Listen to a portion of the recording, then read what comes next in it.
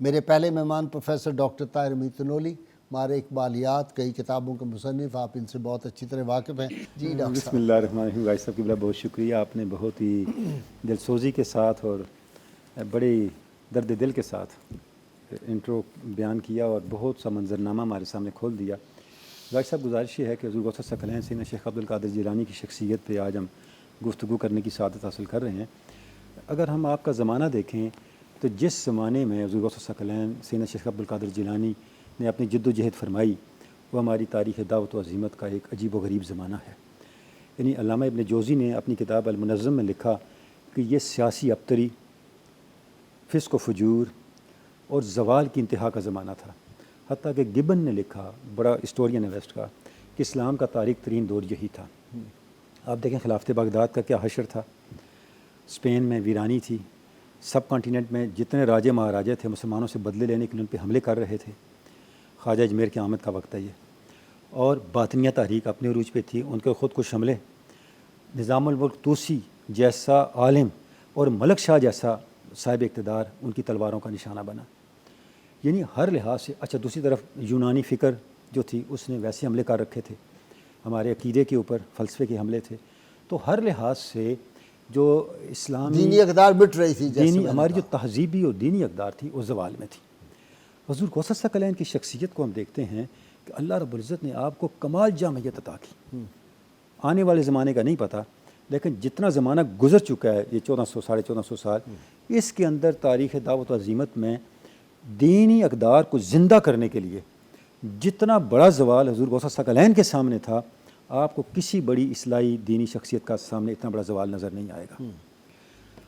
اس کے بعد اللہ رب العزت نے آپ کو کمال ایسا عطا کیا کہ جس کی وجہ سے مملکت ملت اسلامیہ، اس اسلامی تہذیب اس زوال سے نکلی بھی، اور آپ کے وصال کے 5 سال بعد جو تاتاری فتنہ آیا، اس تاتاری فتنے کی چوٹوں کو بھی سہ گئی اور ختم نہیں ہوئی، بلکہ وہ تاتاری فتنہ حضور غوث ثقلین کے فیض یافتگان کی برکت سے اسلام کے لیے رحمت بن گیا۔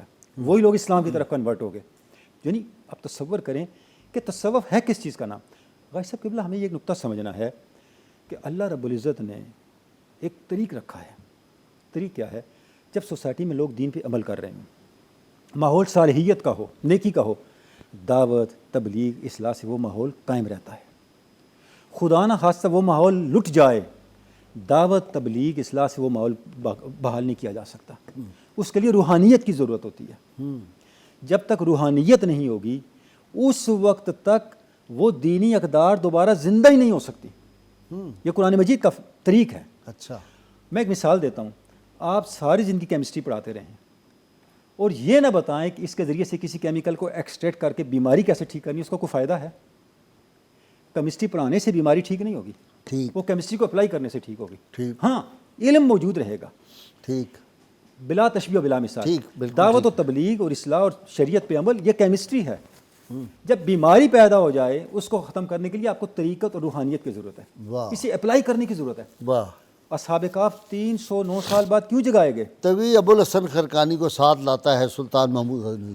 دیکھیں کیوں زندہ کیا گیا 309 سال بعد؟ لوگوں کا عقیدہ آخرت ہی ختم ہو چکا تھا۔ جنہوں نے عقیدہ آخرت بحال کرنا تھا وہ منکر تھے، اس دور کے بڑے بڑے پریسٹ اور پادری منکر تھے عقیدہ آخرت کے، جیسے آج ہم دیکھتے ہیں قرآن پڑھتے ہیں اور قرآن کی فیوزات کا انکار قرآن سے ثابت کر رہے ہوتے ہیں۔ بالکل صحیح۔ کیا عالمیہ ہے! انا للہ و انا الیہ راجعون۔ بھئی قرآن مجید تو سپر ہیومن بنانے والی کتاب تھی، اب سب ہیومن بنا رہے ہیں۔ یعنی سائنٹسٹ سے بھی گرا رہے ہیں مرد مومن کو۔ کیا کر رہے ہیں آپ؟ عقل کو کیا ہو گیا ہے؟ بھائی صاحب کوانٹم فزکس آپ کو وہ چیزیں ثابت کر رہی ہے جو صوفیاء کے احوال ہیں، آپ عام مسلمان کو اس سے بھی گرا رہے ہیں۔ آپ کہاں کھڑا کرنا چاہتے ہیں اس ملت کو؟ صحیح۔ تصوف یہ کرتا ہے۔ حضور غوث ثقلین کو اللہ رب العزت نے غازی صاحب کے بلا 3 ایسے کمالات عطا کیے جن کی وجہ سے آپ کا سورج کبھی غروب نہیں ہوگا۔ سبحان اللہ۔ پہلا، ذات رسالت مآب کے اندر فنائیت۔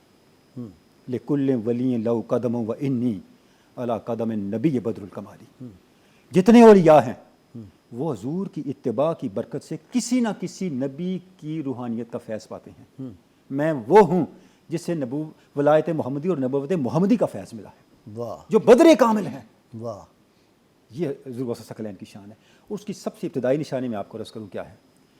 ذات رسالت مآب نے بھی اعلان نبوت نہیں فرمایا، کون سا آپ کا ٹریٹ کریکٹر ٹریٹ ہے جس نے آپ کی پرسنالٹی کو اسٹیبلش کیا؟